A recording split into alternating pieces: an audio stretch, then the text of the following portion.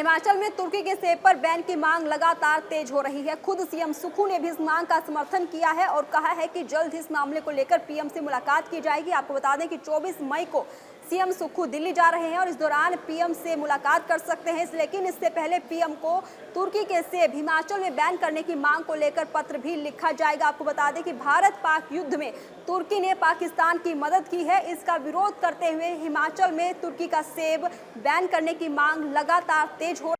मैं हूं HIV virus, नाम तो सुना ही होगा। मुझे वो लोग बिल्कुल अच्छे नहीं लगते जो मुझसे दूर रहने के लिए हर बार कॉन्डम का इस्तेमाल करते हैं। जब खून चढ़वाने की जरूरत पड़ती है तो मान्यता प्राप्त ब्लड बैंक में चले जाते हैं।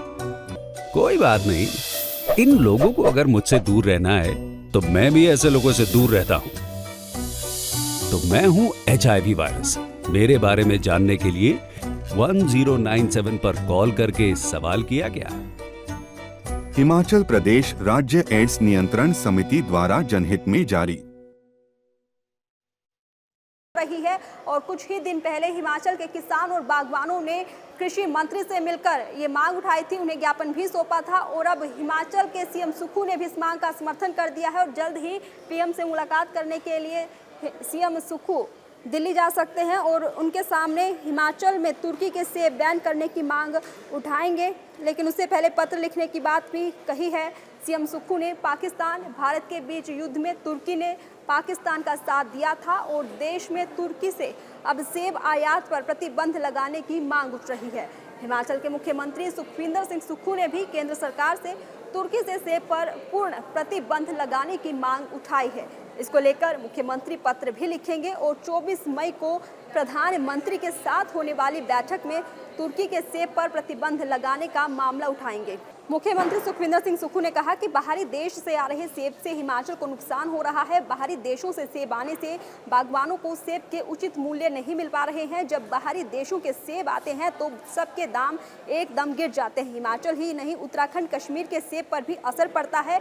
बागवान पूरा साल मेहनत करते हैं लेकिन जब सेब मंडी में पहुंचता है तो उन्हें दाम नहीं मिलता। ऐसे में भारत सरकार को विदेश से आने वाले सेब आयात शुल्क को बढ़ाना चाहिए और तुर्की के सेब पर पूर्ण रूप से प्रतिबंध लगाना चाहिए। इसको लेकर वे प्रधानमंत्री को पत्र भी लिखेंगे और 24 मई को होने वाली बैठक में भी इस मामले को उठाया जाएगा। और साथ ही मुख्यमंत्री सुखविंदर सिंह सुक्खू ने कहा है कि जम्मू कश्मीर में हुए हमले के बाद भारत पाकिस्तान युद्ध के बाद हिमाचल में पर्यटकों की भी काफ़ी कमी देखी जा रही है। हिमाचल पूरी तरीके से सुरक्षित है और पर्यटक बिना किसी डर के हिमाचल आ सकते हैं और यहाँ के शुद्ध वातावरण का लुत्फ उठा सकते हैं। उन्होंने कहा हिमाचल शांति प्रिय प्रदेश है, ऐसे में पर्यटकों को घबराने की ज़रूरत बिल्कुल नहीं है। साथ ही आपको बता दें कि तुर्की द्वारा पाकिस्तान की मदद के बाद हिमाचल में तुर्की के सेब आयात पर प्रतिबंध की मांग तेज हुई है। हिमाचल में सेब उत्पादकों के साथ साथ राजनीतिक दल भी इस मांग को प्रमुखता से उठा रहे हैं और सीएम सुक्खू ने क्या कुछ कहा है वो भी आपको सुनवाते हैं। ऐसा है, जो विभाग है और जो मेन ऑफिसेज है वो तो शिमला में ही रहेंगे। जैसे कमीशंस नए नए बन रहे हैं, जैसे GST कमीशंस है, रेरा है और जो कमीशंस है उनको हम यहाँ से शिफ्ट करेंगे। जैसे अभी मैंने कहा कि शिमला को डीकंजस्ट करना है। अगर मान लीजिए सीएम की गाड़ी ने जाना है तो इतनी लंबी लाइन लग जाती है, या ट्रैफिक जाम हो जाए तो 1.5 किलोमीटर तक लाइन लग जाती है। अब शिमला को हम सर्कुलर रोड को चौड़ा करने के लिए मैंने आदेश तो दिए हैं, लेकिन पहाड़ी क्षेत्र होने के कारण यहाँ की जो ट्रैफिक की समस्या बहुत बनी हुई है और सुबह के समय तो अगर 4 किलोमीटर का सफर तय करना है तो 1 घंटे के करीब लग जाता है। तो जो ऑफिस शिफ्ट हो सकते हैं, जिनके लिए जगह सरकारी उसमें उपलब्ध है, उनको हम शिफ्ट करने के बारे में विचार रखती है सरकार। लेकिन उन जिन ऑफिस को भी शिफ्ट किया जाएगा, जैसे कि वन विभाग का, वाइल्ड लाइफ का ऑफिस शिफ्ट किया है, क्योंकि सबसे बड़ा पौंग डैम का जो सेंचुरी एरिया है वो रामसेर साइड, जो वर्ल्ड नोन साइट है, उसकी वाइल्ड लाइफ के विंग की जरूरत धर्मशाला थी, तो उस विंग को हमने शिफ्ट किया है।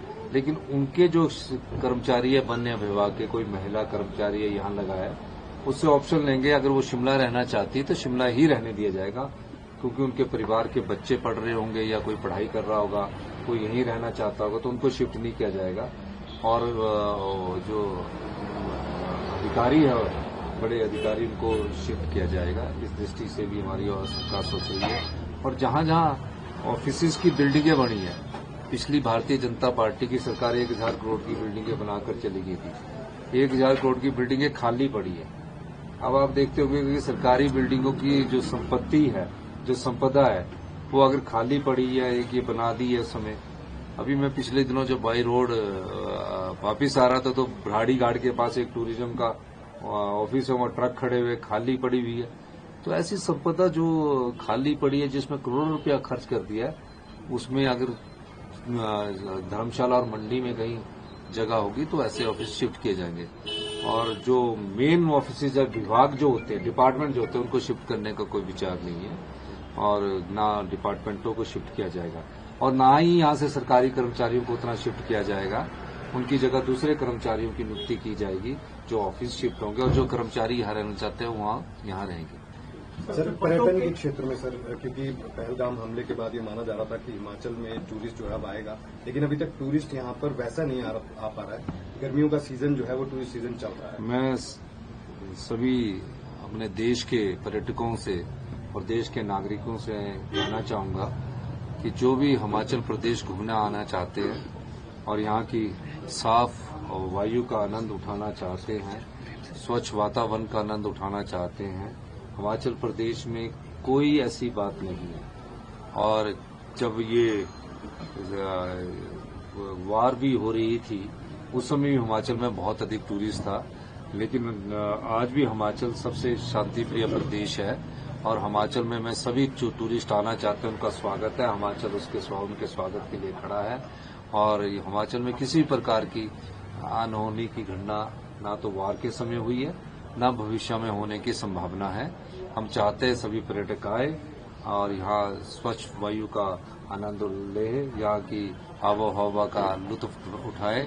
और यहाँ जो भी आना चाहते हैं, चाहे बच्चे आना चाहते हैं, नए शादी वाले आना चाहते हैं या बुजुर्ग आना चाहते हैं, उनके लिए हिमाचल स्वागत के लिए तैयार है। सर, कानून व्यवस्था पे बहुत सवाल उठे हैं। मैं देश के आह्वान किया केंद्र सरकार से।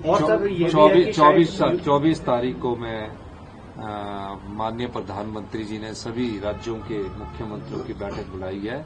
और मैं पत्र लिखकर भी जो तुर्की से सेब, हिमाचल के सेब बागवानों को से परेशानी होती है, सस्ता सेब बेच दिया जाता है, हम चाहेंगे कि जो तुर्की से सेब आता है उसने हिमाचल के बागवानों को प्रभावित किया है। इस प्रकार के सेब के आयात पर प्रतिबंध लगाया जाए। इस मामले में मैं व्यक्तिगत तौर से प्रधानमंत्री जी से भी बात करूंगा और निश्चित तौर पर एक चिट्ठी मैं प्रधानमंत्री जी को भी दूंगा कि हिमाचल प्रदेश जो कि बागवान और सेब की दृष्टि से पहचाना जाता है, वहाँ के बागवानों को किसी प्रकार का नुकसान ना हो, क्योंकि जब बाहर से आयात सेब आता है तो हमारे सेब के दाम प्रति किलो के हिसाब से गिर जाते हैं। हम चाहेंगे कि तुर्की के सेब के आयात पर प्रतिबंध लगाया जाए। सर, अमेरिका से भी यही जो है दिक्कत चल रही है कि इम्पोर्ट नहीं, वो क्या इम्पोर्ट ड्यूटी को लेकर भी सवाल है। यूएसए से जो है इम्पोर्ट होता है और अभी शायद नहीं। मैं तो हिमाचल प्रदेश के बागबानों ने बड़ी कड़ी मेहनत करके हिमाचल प्रदेश को सेब के रूप में विकसित किया है। और 40-50 साल से बागबान एक पौधे को अपने बच्चे की तरह पालते हैं और फिर जब उस पालने में ही उसका इतना खर्चा जो हो जाता है और उसका मूल्य उतना नहीं मिलता है तो निश्चित तौर पर बागबान को दुख होता है। लेकिन वो इस उम्मीद के साथ कि अगले साल मुझे अच्छा दाम मिलेगा।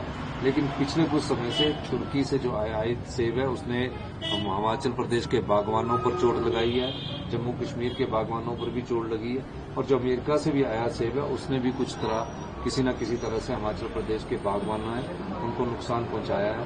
अब जो ट्रेड एग्रीमेंट होते हैं उस विषय में तो केंद्र सरकार ही बता सकती है, लेकिन हिमाचल सरकार इसका बाहर से आयात सेब पर डबल टैरिफ लगाने की बात कर सकती है।